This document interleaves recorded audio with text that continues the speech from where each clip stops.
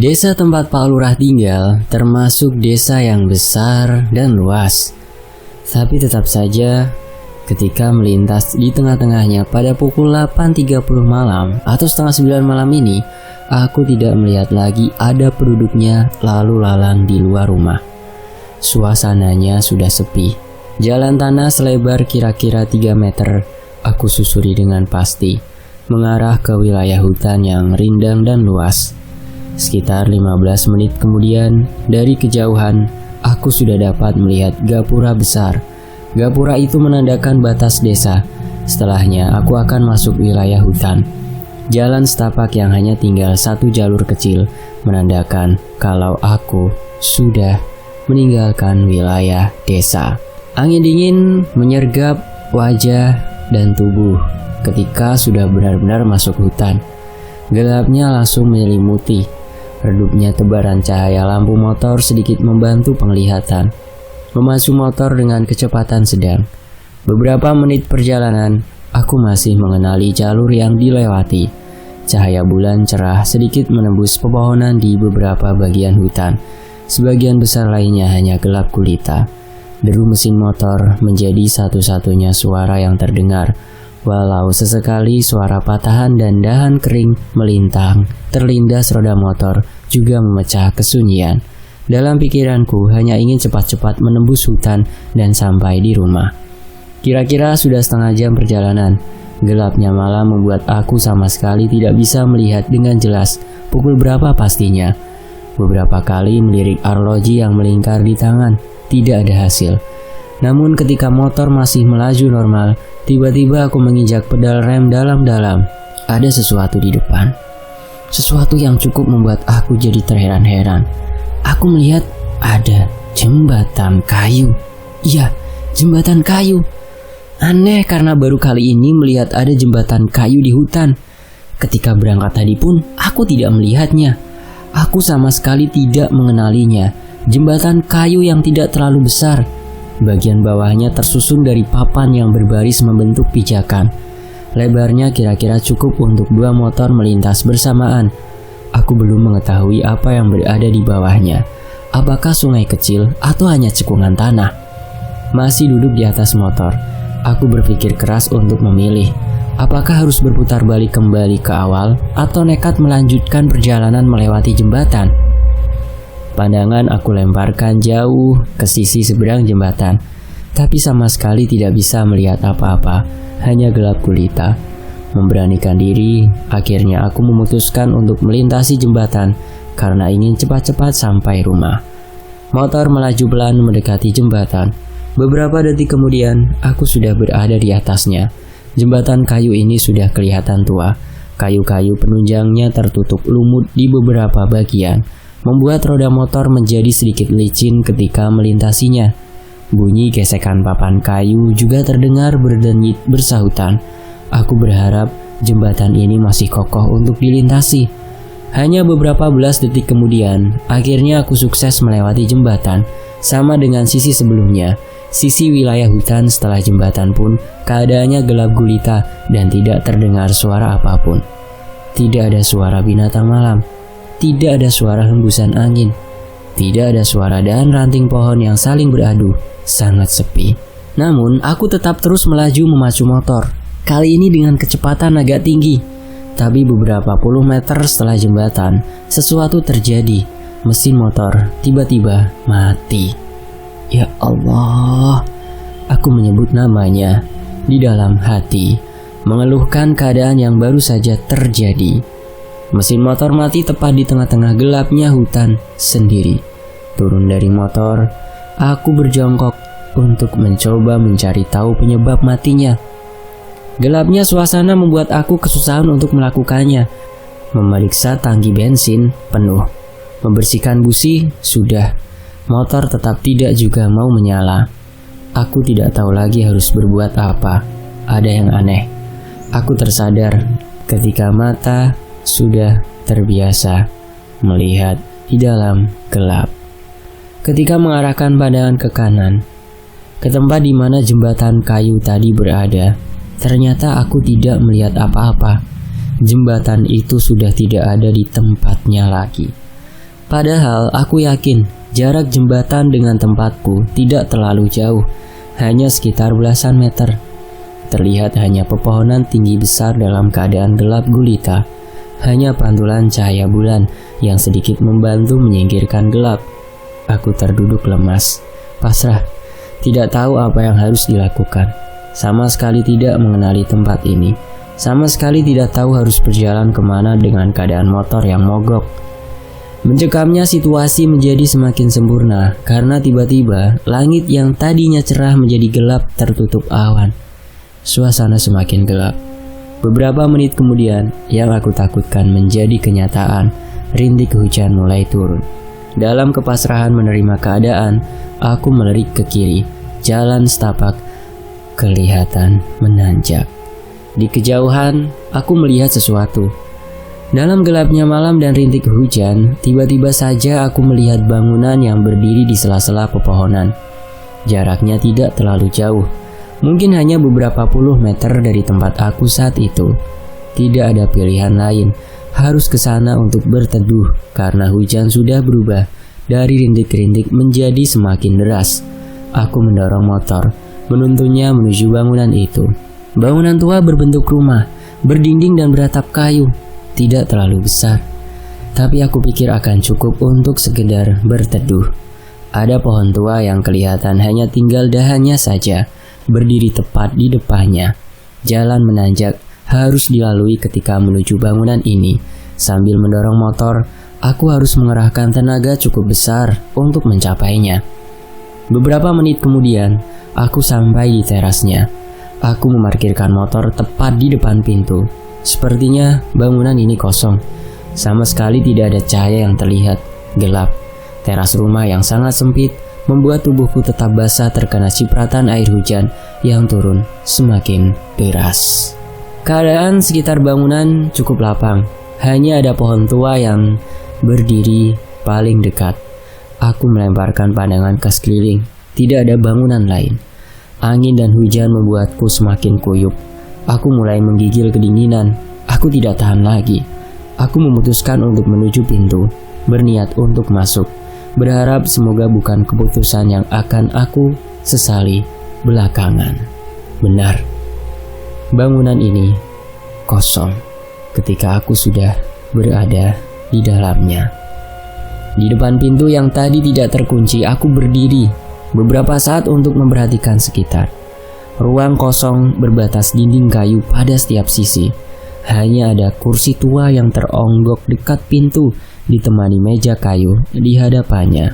Perlahan, aku melangkah masuk dengan keadaan gelap. Masih berdiri di dekat kursi, aku melihat ada pintu terbuka lebar pada dinding yang ada di seberang. Jarak pintu belakang sekitar 7 meter dari tempat aku berada. Di balik pintu belakang ada ruangan yang sangat gelap. Penglihatanku tidak sanggup menangkap apa-apa. Lalu aku duduk di kursi. Tubuh jadi tidak kehujanan. Tidak ada air hujan sedikit pun yang masuk ke bangunan. Sementara itu, pintu depan aku biarkan terbuka. Cukup lama duduk diam di dalam gelap, sementara hujan di luar terus turun dengan derasnya, disertai angin kencang bertiup memperkeruh suasana. Tiba-tiba, pintu depan yang tadinya terbuka, tiba-tiba tertutup dengan keras, seperti dibanting. Aku terhenyak, kaget. Pandangan jadi semakin tertutup. Mata terpejam atau terbuka. Yang aku lihat sama saja, hitam pekat. Aku semakin ketakutan. Aku terus berdoa dalam hati. Suasananya sangat mencekam, sangat. Gelap gulita lama berlangsung, sementara aku tetap duduk diam karena tiba-tiba badan tidak bisa bergerak. Perasaan semakin berkecamuk.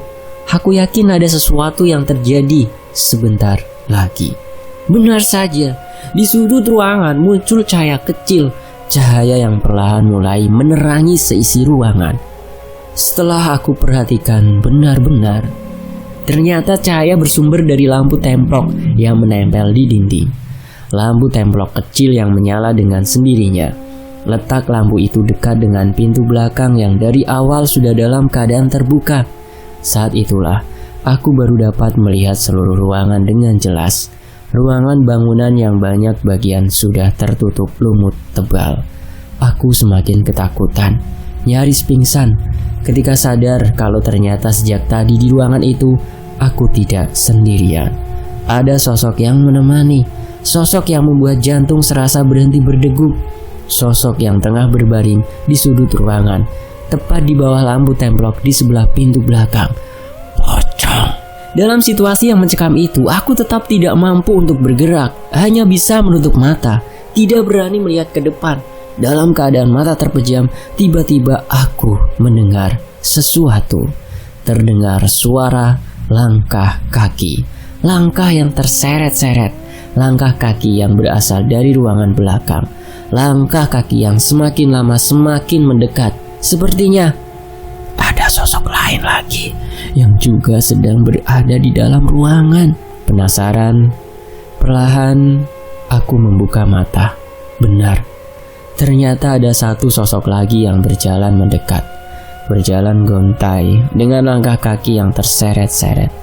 Darah melumuri tubuhnya, mengucur dari leher yang putus tanpa kepala. Ya, sosok yang sedang berjalan gontai mendekat itu tanpa kepala. Tanpa kepala. Aku panik, tidak bisa bernafas, sesak dada ini.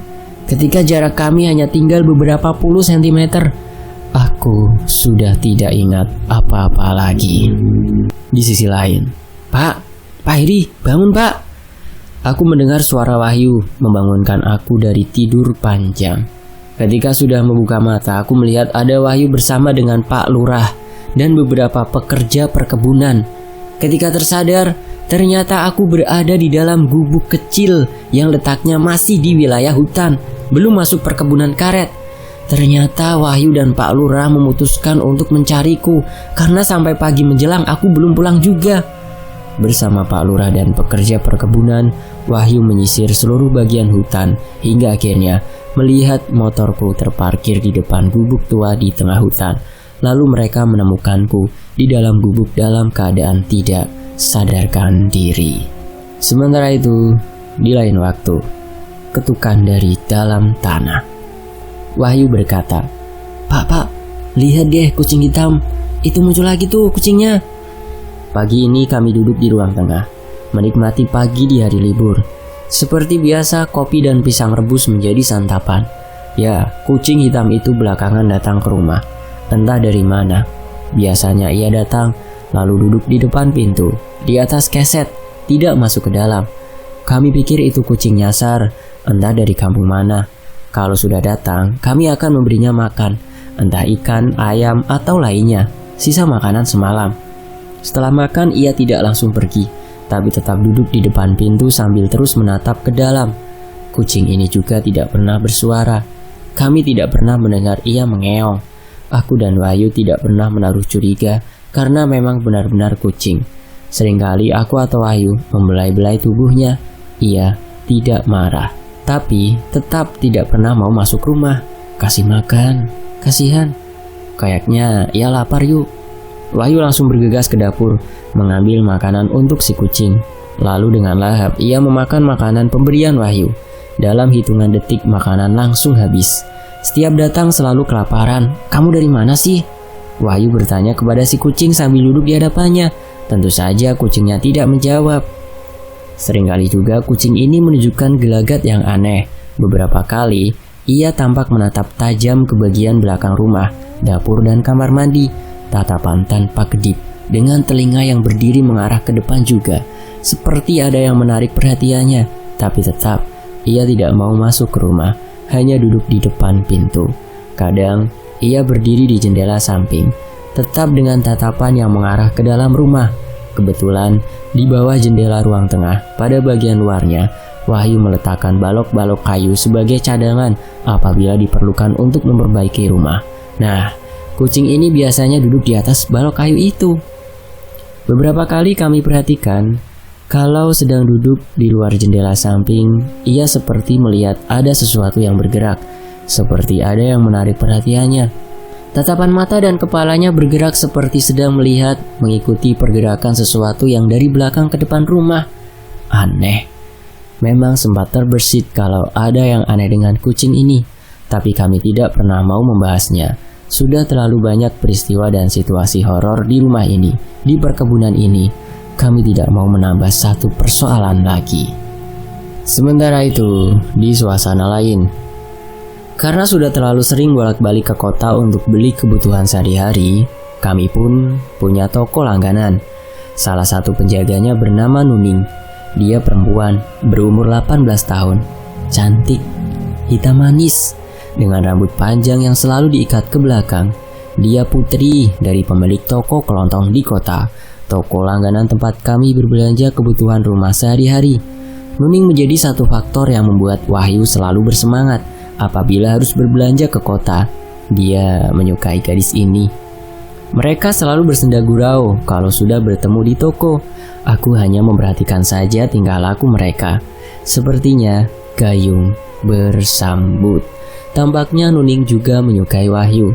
Lama-kelamaan mereka jadi semakin dekat. Tapi pacaran atau tidak, aku tidak tahu pasti. Karena Wahyu selalu cengengesan kalau ditanya mengenai hal itu. Hingga akhirnya, karena sudah semakin dekat, Nuning sempat beberapa kali datang ke rumah dengan membawa adik laki-lakinya. Nuning tidak pernah sendirian kalau datang. Kalaupun datang, biasanya sambil membawa barang-barang kebutuhan kami juga, sekalian. Wahyu sangat senang dengan situasi ini. Sepertinya dia semakin menyukai Nuning. Wajahnya mereka sumringah setiap kali melihat Nuning dan adiknya datang. Aku kadang geli melihat kelakuan dua muda-mudi ini. Hanya bisa senyum-senyum sendiri memperhatikan tingkah laku mereka. Nuning belum datang juga yuk, tanyaku ketika melihat Wahyu resah duduk di teras rumah. Pada hari Minggu ini, kami bangun kesiangan. Setelah sholat subuh, kami tertidur lagi karena malamnya tidak tidur sama sekali. Belum pak, kemana ya? Biasanya jam 9 sudah sampai. Gara-gara kita bangun jam 10, mungkin ya? Wahyu terus memperhatikan perkebunan karet, berharap Nuning dan adiknya muncul dari kejauhan. Kalau sampai jam 12 nanti belum datang juga, saya akan ke kota pak, khawatir ada apa-apa. Aku mengiyakan usul Wahyu. Benar juga pak katanya, takut ada apa-apa. Akhirnya Wahyu bersiap untuk berangkat ke kota karena sudah pukul 12 siang. Nuning dan adiknya belum datang juga. Wahyu pun berangkat, meninggalkan aku di rumah sendirian. Setelah lama Wahyu pergi, akhirnya dia kembali. Ada cerita aneh yang Wahyu bawa. Ya, sebuah kesaksian Nuning. Ning, kok kamu gak datang ke rumah? Aku khawatir loh, takut ada apa-apa. Tanya Wahyu ketika sudah sampai di toko dan bertemu dengan Nuning. Maaf bang, tadi aku sudah ke rumah abang kok, sama adikku seperti biasa. Tapi begitu sampai, kami langsung pulang. Hah? Kamu sudah ke rumah? Jam berapa? Kok nggak mengetuk pintu? Abang memang bangun kesiangan. Tadi jam 10 kami baru bangun karena kurang tidur semalaman. Wahyu kebingungan. Kenapa Nuning sudah datang tapi malah pulang lagi? Ada apa? Setelah itu Nuning menceritakan semuanya. Penyebab sampai kenapa dia belum sempat mengetuk pintu rumah, tetapi sudah langsung pulang lagi. Menurut Nuning, pada saat itu rumah dalam keadaan sepi. Aneh, karena ketika datang biasanya kami sudah ada di teras rumah menyambutnya. Tapi kali ini sepi, seperti tidak berpenghuni. Pintu dan tirai jendela masih tertutup semua. Lalu Nuning turun dari motor, berjalan menuju pintu dan mengetuknya. Tidak ada jawaban. Nuning mengetuk sekali lagi, tapi sama juga, tidak ada jawaban. Sampai akhirnya ada sesuatu yang menarik perhatiannya. Dia melihat kucing hitam di samping rumah. Kucing itu duduk diam seperti memperhatikan Nuning yang sedang berdiri di depan pintu. Pus, pus. Tapi si kucing tetap diam sambil terus menatap tajam. Entah apa yang ada di pikiran Nuning. Kemudian dia berjalan mendekati kucing itu. Ketika sudah berada di depan kucing, Nuning berjongkok di depannya sambil mulai mengusap kepalanya. Hal itu tidak berlangsung lama, karena kemudian tiba-tiba si kucing berdiri dari duduknya, lalu berlari ke belakang rumah. Pandangan Nuning terus ikut kemana kucing itu melangkah, sampai akhirnya kucing berhenti di samping jendela belakang. Pada detik itu, Nuning terdiam, terperangah. Adik Nuning yang masih berada di atas motor jadi curiga. Kenapa kakaknya tiba-tiba terdiam, tidak bergerak, seperti terkesima melihat sesuatu? Kak Nuning kak, ada apa kak? Kok diam? Tiba-tiba Nuning seperti terkejut, lalu bangkit dari posisi jongkoknya, buru-buru mengambil adiknya. "Ayo dek, kita pulang. Cepat nyalakan motornya. Kita harus pergi dari sini." Tidak berpikir panjang, si adik langsung mengikuti permintaan kakaknya. Kemudian mereka pulang lagi ke kota. Memang kamu melihat apa di samping rumah?" tanya Wahyu. Aku melihat kuntilanak berdiri di samping jendela. Wajahnya menyeramkan.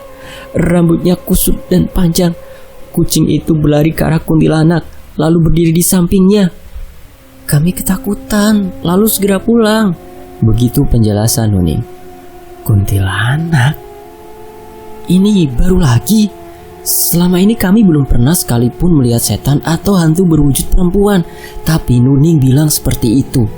Panjang lebar dia bercerita kepada Wahyu. Perempuan yang menurutnya kuntilanak itu berdiri di samping rumah. Wajahnya pucat mengerikan. Lingkar mata berwarna gelap layaknya mayat. Rambut kusut acak-acakan. Mengenakan pakaian kusam berwarna gelap. Di sampingnya berdiri kucing hitam yang menarik perhatian dari awal. Cukup lama Nuning diam di tempat memperhatikan, sampai akhirnya senyum dan tawa pelan sosok perempuan itu menyadarkannya. Tawa menyeringai menjadi pemicu Nuning untuk langsung berlari menuju adenya yang masih di atas motor. Lalu mereka pergi meninggalkan rumah cepat-cepat. Jadi gitu ceritanya Pak. Makanya Nuning bilang dia tidak mau lagi datang ke rumah ini, takut katanya. Begitu kata Wahyu mengakhiri ceritanya. Antara percaya dan tidak percaya mendengarnya, karena ya itu tadi, kami sama sekali belum pernah melihat penampakan sosok berbentuk perempuan seperti yang digambarkan oleh Nuning. Tapi kami berkeyakinan kalau Nuning itu tidak akan mungkin berbohong. Buat apa berbohong? Tapi ya sudahlah, mungkin ini memang alasan yang bagus juga supaya Nuning tidak terlalu sering main ke rumah. Tidak enak juga dengan omongan orang. Namun pada akhirnya apa yang Nuning ceritakan akan mengerucut menjadi satu dengan peristiwa seram yang kami alami di depannya. Sementara itu di keadaan yang lain, "Nggak ada apa-apa Pak, hilang suaranya." Pukul 1 tengah malam, kami berjalan pelan ke bagian belakang rumah. Semua sudutnya kami telusuri. Kamar belakang, kamar mandi, dapur, semuanya. Iya, gak kedengaran lagi Ayu, kataku masih dengan garis muka penasaran bercampur takut. Ya sudah, kita balik ke kamar lagi saja. Lalu kami kembali ke kamar. Aneh kan Pak, kalau didekati malah hilang. Seperti ada yang mukul-mukul tembok. Ya, akhirnya saya juga dengar. Suara apa itu ya? Suara dari mana? Jadi beberapa hari belakangan ada kejadian aneh di rumah ini. Wahyu yang pertama kali mengetahui kejadiannya. Pada suatu sore, ketika Wahyu sedang duduk di ruang tengah, bersantai mendengarkan radio. Waktu itu aku sedang tidak berada di rumah. Kata Wahyu, pintu depan dalam keadaan terbuka. Sengaja dibiarkan seperti itu supaya udara sore dapat masuk. Suara radio tidak terlalu keras, hanya dalam tingkatan volume normal. Tiba-tiba samar terdengar suara. Awalnya Wahyu tidak memperhatikannya, tapi lama-kelamaan suaranya semakin jelas. Suara apa itu? Pertanyaan itu yang timbul di benak Wahyu. Setelah mulai timbul pertanyaan dan rasa penasaran, Wahyu mengecilkan volume radio supaya dapat mendengarkan lebih jelas lagi. Terdengar lagi. Wahyu bangkit dari duduknya, melangkah pelan mendekat ke dapur dan kamar mandi. Sambil melongokkan kepalanya, mencoba melihat jelas ke bagian belakang rumah. Wahyu yakin kalau suara itu berasal dari belakang. Hingga akhirnya dia sampai di depan pintu kamar mandi menghadap dapur. Hening, tidak ada suara apapun. Begitu Wahyu bersaksi. Kemudian dia membalikkan badan, membuka pintu kamar mandi secara perlahan. Hasilnya sama, kamar mandi kosong. Tidak ada suara apa-apa juga. Hilang. Suara itu tiba-tiba hilang. Jadi gitu Pak, suaranya duk-duk-duk-duk gitu. Kayak ada yang mukul-mukul tembok rumah. Aneh. Wahyu menceritakan kejadian yang baru saja dia alami sore sebelumnya. Di ruang tengah sambil menikmati makan malam, kami setengah hati untuk membahasnya. Aku hanya mengangguk-angguk mendengar Wahyu bercerita. Sudah terlalu banyak peristiwa ganjil yang terjadi di rumah ini. Semakin banyak pertanyaan yang sama sekali belum terjawab. Selalu ada pertanyaan lanjutan ketika kami menemukan sedikit petunjuk. Makanya, aku seperti tidak peduli dengan cerita Wahyu yang satu ini. Padahal tidak seperti itu sebenarnya. Aku hanya takut dengan apa yang akan terjadi ke depannya. Jalan terbaik mungkin dengan cara tidak menggubrisnya. Tapi ternyata tidak segampang itu. Di sini, di rumah ini, di perkebunan karet ini, kami tidak pernah bisa benar-benar tenang. Setiap kejadian kecil dapat dipastikan merupakan babak awal dari peristiwa besar yang akan terjadi di belakangnya. Sudah hampir pukul 12 malam. Kami sudah berada di kamar tengah dengan posisi masing-masing seperti biasanya. Aku tidur di atas ranjang, Wahyu di kasur yang dia letakkan di lantai, tidur di bawah. Beberapa topik bahasan sedang kurang menarik diobrolkan. Kami mulai mengantuk. Menjelang pukul 1 malam, kami sudah di ambang tidur. Duk, duk, duk, duk, duk. Tiba-tiba terdengar suara seperti itu lagi. Aku mendengarnya, tapi masih belum yakin dengan pendengaran sendiri. Sampai akhirnya, suara itu terdengar untuk yang kedua kali. Duk, duk, duk, duk, duk. Barulah aku yakin kalau suara itu memang benar ada. Aku langsung menoleh ke arah Wahyu. Tuh, suaranya Pak. Pak Heri dengar kan? Kata Wahyu yang ternyata belum tidur dan mendengar suara itu juga. Kedengarannya dari belakang, kataku. Iya Pak. Duk, duk, duk, duk, duk, duk. Lagi-lagi suara itu muncul. Biarkan sajalah Pak, nanti juga hilang sendiri, mungkin. Ya sudah, aku ikuti apa kata Wahyu. Untuk beberapa saat, suara itu menghilang, tidak kedengaran lagi. Tapi hanya beberapa saat, sampai kemudian timbul lagi. Duk, duk, duk, duk. Kayaknya kita harus ke belakang, takut ada apa-apa. Aku mengajak Wahyu untuk memeriksa ke belakang, mencari sumber bunyi. Wahyu setuju, walaupun mungkin dia berat hati. Lalu kami membuka pintu dan berjalan ke belakang. Lampu Petromax masih menyala cukup terang, masih mampu menerangi sampai ke belakang. Ketika kami sudah di ruang tengah, suara itu muncul lagi. Duk, duk, duk, duk, duk. Sesaat kami diam, berhenti melangkah, mencoba menegaskan di mana sebenarnya sumbernya. Kemudian kami kembali berjalan menuju dapur, lalu memeriksa setiap sudutnya. Tapi suara itu tidak terdengar lagi, hilang. Enggak ada apa-apa Pak, hilang suaranya. Pukul 1:30 malam, kami berjalan nindik-nindik di bagian belakang. Semua sudut kami telusuri. Kamar belakang, kamar mandi, dapur, semuanya. Iya, nggak kedengaran lagi ya? Jawabku masih dengan garis muka penasaran bercampur takut. Aneh kan Pak? Kalau didekati malah hilang, seperti ada yang mukul-mukul tembok. Suara Wahyu berkata. Iya, akhirnya saya juga dengar. Suara apa itu ya? Suara dari mana? Dan beberapa malam kemudian setelahnya, kejadian nyaris sama terjadi lagi, terulang. Bedanya kali ini kami benar-benar mendengar suaranya. Pada saat itu sekitar pukul 11 malam, suara itu muncul kembali. Duk, duk, duk, duk, duk, duk. Seperti ada yang memukul-mukul tembok atau dinding. Dari dalam kamar, kami bisa mendengarnya dengan jelas karena suaranya cukup keras. Duk, duk, duk, duk, duk. Melangkah keluar kamar lagi, kami berniat mencari dan mendatangi sumber suara. Penasaran, kamar mandi adalah tempat pertama yang kami periksa. Tapi suaranya bukan dari sana. Kami tidak mendengar apa-apa, tidak melihat apa-apa. Duk, duk, duk, duk. Muncul lagi suaranya. Kami melirik ke arah dapur, sepertinya dari sana. Ketika sudah berdiri di atas lantai dapur, suara itu terdengar lagi. Duk, duk, duk. Akhirnya kami menemukan sumber suara. Ternyata bukan dari dinding rumah, bukan dari temboknya. Suara itu bersumber dari lantai, seperti ada yang memukul-mukul dari bawah lantai dapur, memukul-mukul dari dalam tanah. Kalau ada ruangan bawah tanah, suaranya seperti ada yang memukul dari ruangan bawah. Tapi di rumah ini kan tidak ada ruang bawah tanahnya. Lalu apa atau siapa yang memukul lantai dari bawah? Kami langsung merinding ketakutan, kemudian meninggalkan dapur menuju kamar. Beberapa kali suara itu kembali terdengar pada tengah malam, tapi kami berusaha untuk tidak penasaran, membiarkannya sampai menghilang sendiri. Hingga pada suatu malam, ada kejadian yang akhirnya memaksa kami untuk melihat sumber suara. Duk, duk, duk. Muncul lagi Pak, keras sekali kedengarannya. Nyaris berbisik Wahyu bilang begitu. Biarkan saja yuk, nanti juga hilang sendiri, kataku.